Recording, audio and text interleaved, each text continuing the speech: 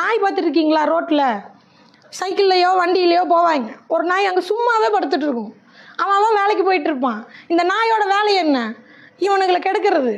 கத்திட்டே குலைச்சிட்டே பின்னாடி ஓடும்.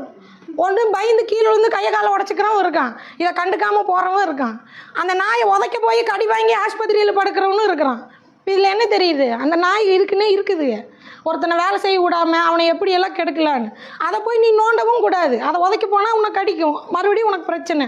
அதுக்கு பயந்தாலும் உனக்கு பிரச்சனை, உனக்கு கீழே விழுந்து அடிப்படும்.